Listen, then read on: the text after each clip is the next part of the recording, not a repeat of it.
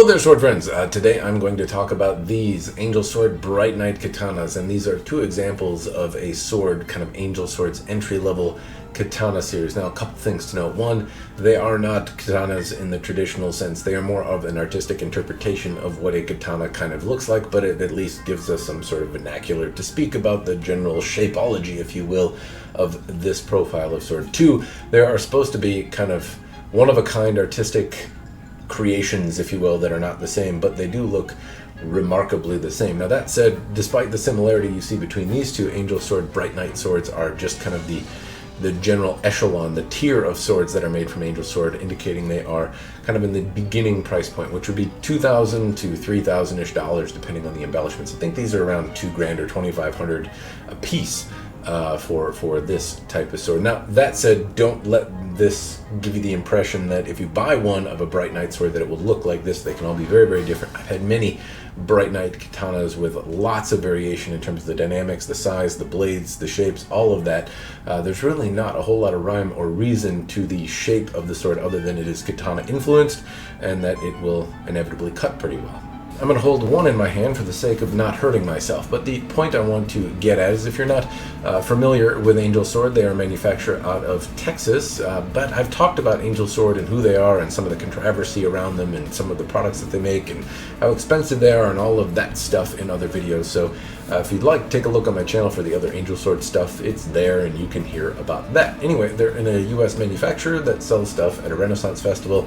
They tend to have some pretty basic looking pieces and they are also pretty expensive, but they have like a trade-in policy and they have free sharpening and they have some other stuff that I suppose adds to the perk. In any case, they are pretty rudimentary looking, and this is among the most rudimentary looking. So if I look at just the general construction of this sword in terms of all of that, normally I would start with the kasha, the end of a katana. In this case, I really just have to start with the handle.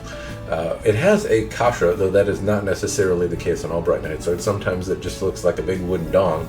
And in this case, it actually looks more like it has a fuchi and like a kasha made of wood, which is an aesthetic thing that I do happen to like. The other one has a similar kind of aesthetic to it, though in some cases it's just been kind of one lump of wood. The thing to note is that they all have a hidden tang. At least I have seen that pretty consistently on the Bright Knight swords, though it doesn't necessarily mean that it will have a hidden tang. In this case, that is the case, though. The point is that all of the Bright Knights that I've seen have these kind of mosaic pins. They have a pin construction like a knife would be. That means that the handle doesn't come off. Now, in other Angel Sword lines, that is the case. In the Bright Knight line sword, I typically don't see handles that are removable. They are both stuck on with these mosaic pins, as have been all of the other Bright Knight swords that I've had.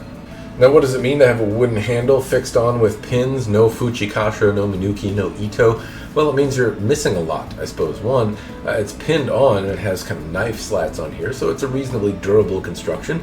That said, though, it lacks kind of the feeling of a traditional Japanese sword. It's not bad to index. I can hold it, I can find the edge quick enough, but at the same time, if you were to have wet hands or something like that, it could be detrimental to using the sword. That said, I've cut wet tatami, I've handled tatami, put it on a stand that's been pretty wet, and I've used one of these swords and really not had any problem with it slipping in my hand or having a problem gripping it. The point is, though, that you're lacking a traditional construction of a handle. It also means you can't pull the handle off. You can't look at the nakago. You can't put a different handle on it very easily without destroying this one. You can't take the sword apart to clean it, which is also another really big part. Now, if we look at this sword and then we kind of move up, I'll talk about the tsuba in just a moment, but also notice it does not have a habaki. Now, why doesn't the sword have this? Why is it fixed on like a knife handle and missing a habaki? Well, a habaki is generally a softer metal, and as you whack the sword into things, the metal bits can flex on the softer metal, and basically the habaki can develop a rattle, as can the tsuba, as can the nakago inside the handle. And it's customary, whether a sword is sitting on a shelf and aging, or whether it's seeing heavy use, that you might incur the need to maintenance or do some sort of service on your Japanese style sword or Japanese katana. And the point is that his customers, the Angel Sword customers, aren't really looking to do something like that. When they pay $2,500 for a sword. They want to have it sit on their wall, sit in the Renaissance garb, or go in their backyard and whack tree branches with it without having any kind of service or maintenance required. So to accommodate that, having a pinned handle provides some of the rigidity that you don't necessarily see in a Japanese kind of traditional handle, and not having a habaki means that there isn't one to rattle. But what it also means is that you can't do some of the same martial arts type things that you would do with a Japanese sword, but I'll touch on that a little later. Getting back to the construction, we have a tsuba on here, which is basically a cast of what looks like a casting. This is a really muddy, in my personal idea, not a particularly pretty tsuba. Now, I have seen other tsubas on angel swords that look more elaborate, some less elaborate, though. What I find very frustrating from a aesthetic standpoint is that it looks like they took a piece from Fred Loman or China or something like that and recast pieces, or maybe it's an antique or something like that. But we have this very contemporary, non-traditional handle. I would just like to see them embrace it and do just a simple round metal disc made out of good material rather than a cast of an antique. It just feels misplaced on here, though. Again, I'm harping on the aesthetics, and that is something common with people that critique angel swords, is harping on the aesthetics.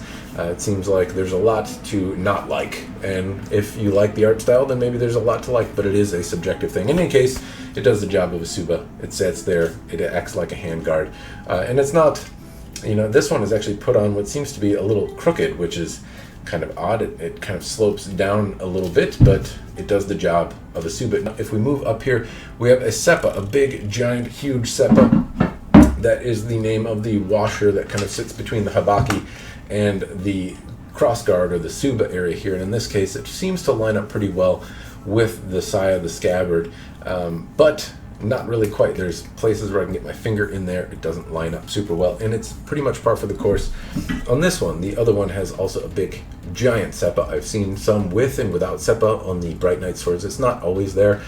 In any case, this one is also huge. It also has similar alignment issues. If I move on to the saya, well, here we can see basically some of the problems with the saya from a functional standpoint, and that is that basically without a habaki, it doesn't hold the blade in a traditional sense. The habaki would usually kind of bind in the saya or friction fit in the saya, and that would be the thing that secures the blade. This is bound somewhere in this kind of felt line scabbard here, and it's held on with tension everywhere. So, I mean, basically the sword doesn't kind of start losing grip until about there, which is pretty far out. It's also pretty inconsistent. In some Bright Knight swords, they bind, as you see there. In other cases, this one doesn't really necessarily kind of hold on at all. It falls out, pretty easy. So the functional, or the overall construction quality, can be a little hit or miss here. In any case, the point is that they're not necessarily made to do kata or yaido or that kind of thing. If that's the thing that you're intending on doing with this, really the construction is fundamentally such that it would be very difficult. Now, in terms of the sayas themselves, they are made out of what I think is actually really well finished wood that has some character. I can see the grain, and I've seen various sayas from Bright Knight swords that are made out of all sorts of different exotic woods that have a lot of character, and I really like. These are two examples, I think, of pieces that are finished overall reasonably well for what they are. I like the general look. They look good on a shelf, and they also have pieces that look like a fuchi, a kurikata, as well as kojiri towards the end here, made out of wood. And overall, though, I think they tie together reasonably well. Of course, the downside of the sayas are that, you have some imperfections here in the wood. They can split, like in this part on the grip, and they do crack, like this bit on this particular saya. You can see that it's beginning to crack. They're subject to all of the same type of issues that a normal saya would be, despite their very robust, thick sizes. Now we'll get on to the blade, the pointy stabby part. So while it's not advertised, or at least specifically specified with these, I believe this is made out of S7, as have been most of the Bright Knights that I've had. The thing is that there's really no consistency in terms of how they are made, in terms of the aesthetics. Some can be straight, some can be thick, some can be thin, some can have a really high cutting plane, some cannot. Some can have fullers, some will. They're really all over the place, and there's not necessarily one set of features that you'll get. The one thing that is consistent is that they'll cut well, and that whatever other bling you see on that blade is probably going to cost you more money. Being extra is not something that Angel Sword has been afraid to charge for. In any case, this one has a pretty reasonable looking polish on it. It's not rough or anything. It almost looks like a hamon here, though this I would say is more, I don't know what the effect is. It's showing up in my light here more than it does anywhere else. Most of the time this looks like a mirror. Maybe it's oil or smudging or something from binding in the blade or in the scabbard, but in any case it almost looks like a hamon here. These are through hardened S7. It's a pretty resistant, shock resistant steel in all the cases I've had with Bright Knight swords.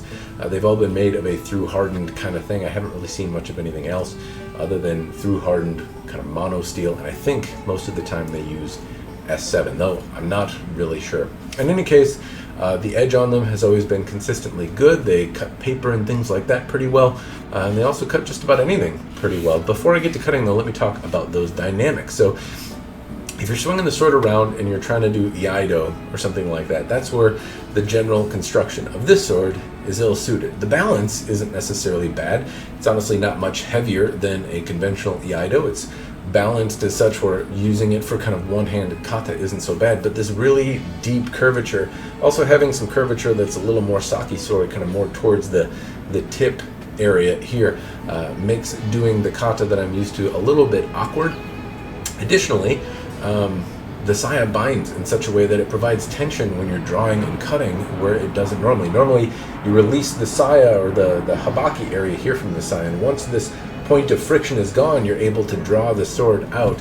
And if you move quickly, you encounter relatively little resistance. But in this case, it's binding for a significant portion of the blade and creating a lot more resistance than you're used to, and it makes you move slower and more cumbersome, and also I think would increase the risk of injury, because I'm more inclined to kind of bend the sword or twist or potentially try to cut through the cyan into my precious digits. That said, moving it around is comfortable.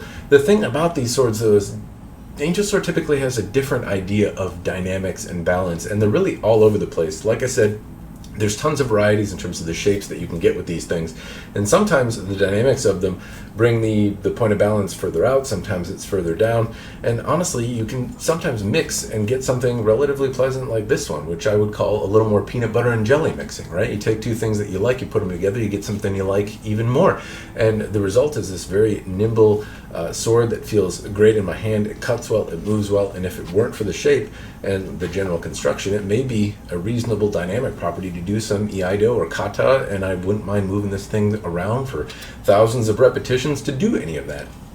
Unfortunately, obviously, there are some caveats that prevent me from doing that. However, sometimes you get a big, meaty, forward curved kind of wrong thing, or a thick jazz, something that doesn't work well, and it goes more together like pudding and olives. And they're two things that you might like, but when you mix them together, it makes something that is repulsive. So it's a little bit of a mix with Angel Sword. Like I said, you get a chance to hold these things in person typically before you buy them, and a lot of times you'll get the chance to see, does it feel right, does it swing, does it move around well for you. I suppose that's one perk of buying custom swords from Angel Sword, is that you actually can go to a Renfest and hang on to them before you flop down your money. In any case, though, these are a little bit weird, and the main point I want to get at is from a dynamic perspective, just general user perspective. These don't work well for martial arts aspects. Now, maybe if you have your sword drawn, you're whacking into people, but that's not typically what I do with them. I cut tatami, I draw the sword from my scabbard or saya, and I cut, or I have it drawn, and I'm using it to do kata, or I'm cutting tatami mats, maybe big ones, where something little like this is nice to move around, but it doesn't really help me move through thicker tatami mats. So in any martial aspect of a martial art I study, this particular shape and general construction doesn't suit me very well, and I would caution you, if those are your intended purposes, to find something that maybe suits you a little better. Now, that said, if you're going for backyard fun, you go to the Renfest every year, getting a free touch-up sharpening at the cost of a beer, or maybe you're fickle, you don't know if you want a katana, you don't know if you want a long sword, but you do know you want something to whack in the brush in your backyard, then maybe an Angel Sword isn't so bad. And so if you ask me if I think it's worth it, I've kind of already spoken with my money on the fact that this is the second video that I'm making this week about Angel Swords. I think they're worth it. I like Angel Swords. They're just really expensive, and $2,000 or $3,000 for a sword like this is pretty freaking expensive, considering what other products are available either in the mass production market out of China, or if you are to go to a custom smith and get a blade. It's tough to get a custom-made blade from a U.S. manufacturer and have a finished product for $3,000, but I bet it's doable in some cases. It's a little easier in the European-style sword market than in the Japanese for whatever reason, but in any case, it's possible. This is a lot of money for something that appears very rudimentary and is constructed like a big knife. So, honestly, it's tough for me to recommend these unless you really like the way they look and they fit well for your intended use and you have the discretionary income to do it. Because, of course, you could buy a less expensive sword that has kind of a wooden-made theme out of China for probably $300, and it would cut and do stuff well. But if you broke it, you couldn't bring it back to the Renfest and have them sharpen it or swap it out. And that is something to note. I actually did bring a broken sword to the Angel Sword booth multiple times, actually, and they took it in at full value and exchanged it towards something else. Now, I did have to pay more money because you have to trade up, if you will. But in any case, that was something I did, and they did give me full credit towards a different sword, which isn't how I got these, but is how I got other Angel Sword katanas, which I will talk about in a future video. In any case, I see these swords more as a sword that is for somebody that wants to go to a Renfest, have something like this in their garb, wants something that is from a reputable manufacturer, and maybe there's some perk to buying it from somebody that does it in a Renfest. Anyway, I don't see this as a goal of being used for katana, for iaido or kata or something like that, or traditional cutting or martial arts. It's just a kind of neat, sharp, very lethal and effective cutter, but at the same time, not necessarily for that. It's an artistically inspired katana-esque object as opposed to not. Still, it seems really expensive to me, but I hesitate to say that Angel Sword is not worth it. I more think other smiths tend to undercharge for their work rather than Angel Sword overcharges for their work, though it is hard for me to constantly try to justify if these things are worth it or not. In many cases, I think it's really not the right choice for people, but in some cases it certainly is, and I'm not trying to change hearts or minds. I'm trying to provide additional context to see if this sword is worth your hard-earned money, and hopefully whatever photos or things I've done have done that for you. So that is all I've got. As always, cheers and thanks for watching.